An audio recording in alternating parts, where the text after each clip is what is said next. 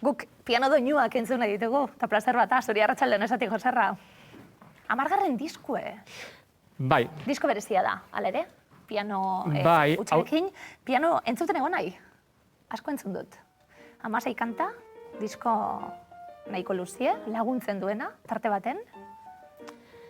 Bai, bueno, ez da oso luzea, 42 minutu irauten du, eta 16 pieza dira, 16 pieza laburrak. Eta, bueno, hau da nire 10. diskoa eta piano hutsez egindako 3.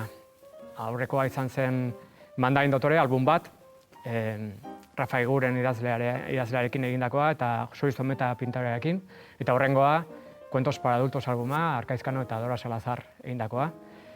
Azken hau izan zen 2010an eta hau 9 urte beran geroago. Eta, bueno, hor dago. Oso ondo inguratuta egoten zara beti, lagunez inguratuta esaten zabiltzen izenak bakarrik.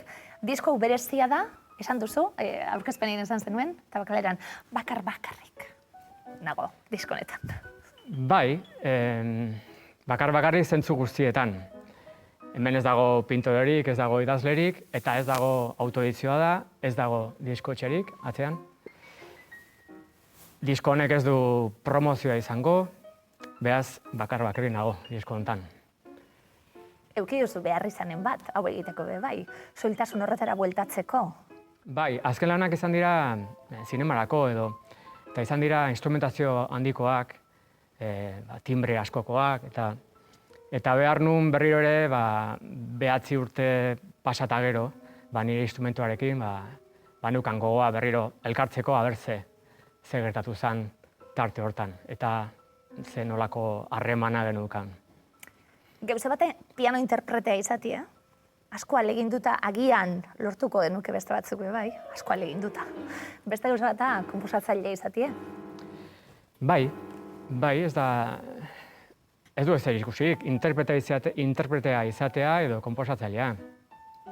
Horregatik ere behar nun perspektiba pixka bat pianoekiko, abertze ze gertatu zen urte horietan. Interprete izateko beharrezkoa da egunean ordu pila bat sartzea instrumentuarekin. Konposatzaile izateko idatzi behar da, eta instrumentua beste gauza bada.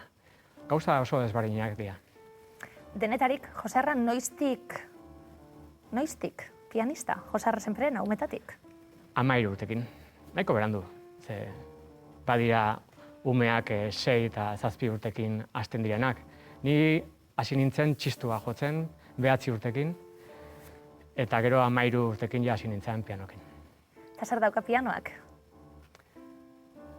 Zenbat gauza emon? Piano batek ze instrumentu ederra dan? Iruditzen zait, dagoen instrumentu ederrenetakoa dela, oso subjetibo da.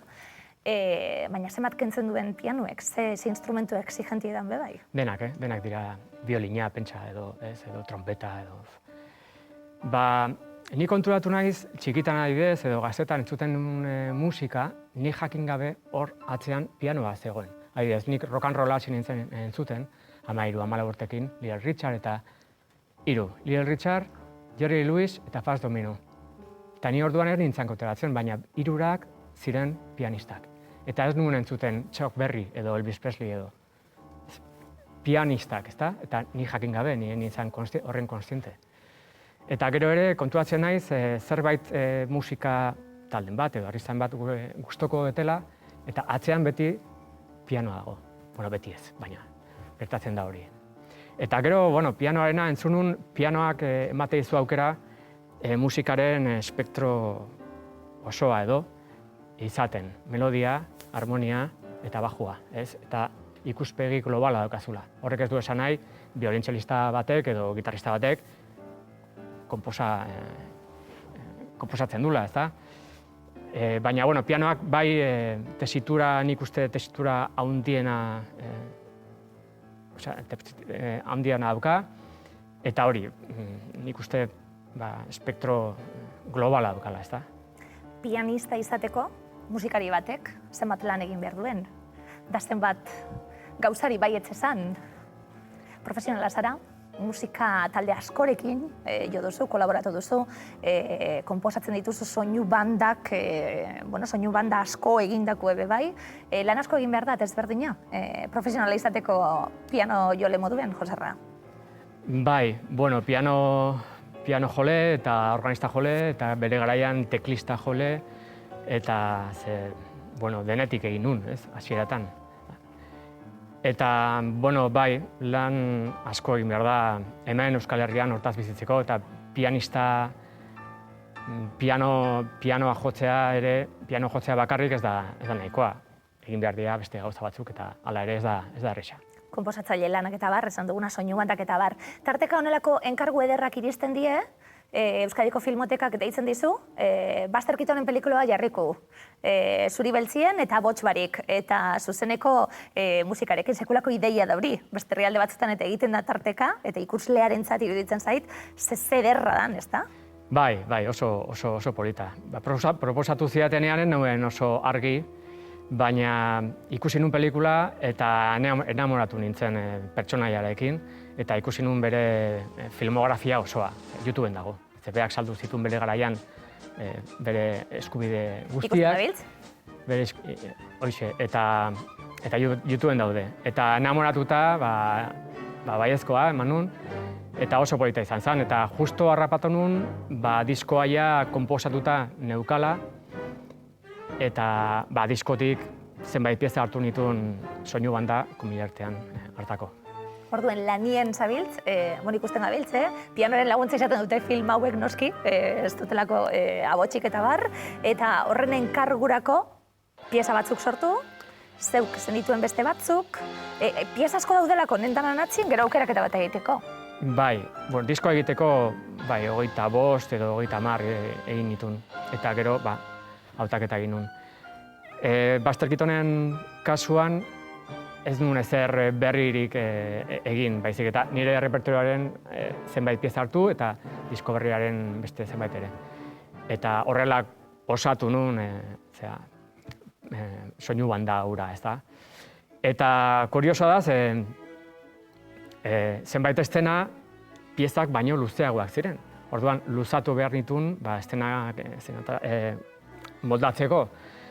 Eta, proiekzioa pasata gero etxean, gertatu zen, luzapen horietako zenbait batzuk, utzi nituen piezan, betirako. Diskoan, ez guztiak, baina bai. Eta gero, gertatu zen ere, pieza horiek jotzean, etxean, burutik ezin kendu, estena horiek. Eta, hor geratu dira zenbait titulu, ez da? Kanibalak eta Kostaliozko kainoia, eta...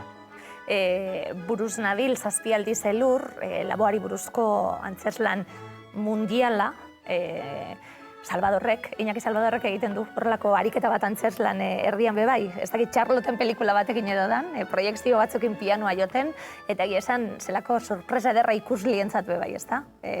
Honelako esperimentuak badira oso gozagarriak, zuentzat artista moduen, baina guretzat bebai ikusle moduen. Bai, ikustea musikari hor zuzenean jotzen hori plus bat ematen dio errezitalia edo menaldia.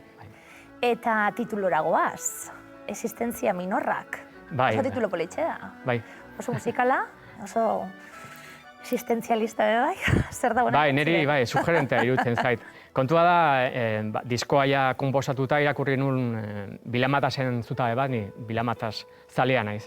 Eta berak beti aipatzen beste idazleen izenak, eta aipatu zuen David Laposat, hori da Frantziako filosofo bat, eta orain dela 2 urte egin zuen saiakera bat, Existentzia Minorrak izena duena.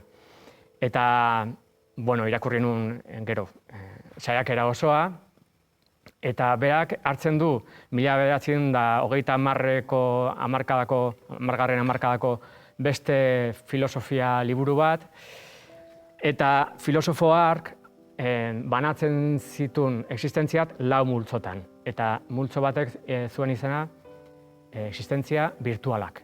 Eta David Laposadek aldatzen dio izena eta esaten du existentzia minorrak. Eta berarentzat existentzia minorrak dira hor ezkotuan daudenak, ezagutzen ez ditugunak, eta ezagunak diren heinean potentzialtasun handia dakate, ezta?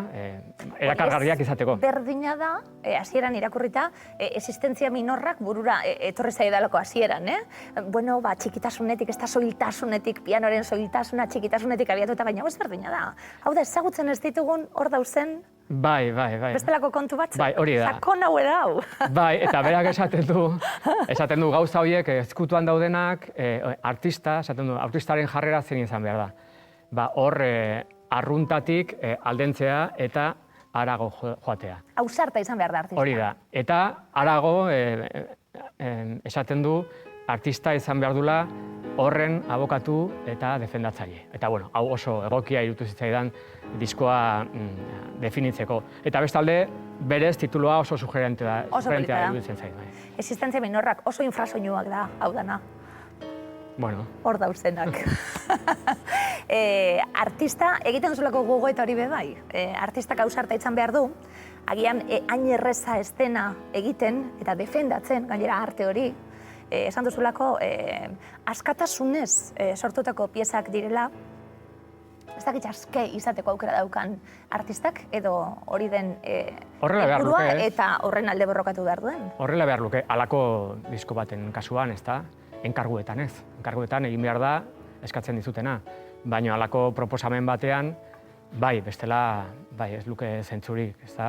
Zeran ulertzen zuzuk, mugarik gabe konposatu, zer da hori? Askotan esaten didate, eklektikoa eta ze estilokoa da, musika eta... Claro, nik ikusten dut diskoa ipuin liburu bat baliz bezala, ez? Eta orduan, ipuin liburu batean, ipuin bakoitzean daude pertsonai ezberdinak, eta egoera ezberdinak, denbora eta historia ezberdinak. Orduan, nik gauza bera ikusten dut pieza bakoitzean, eta ni historia hoiei ez diet mugarik jarri nahi.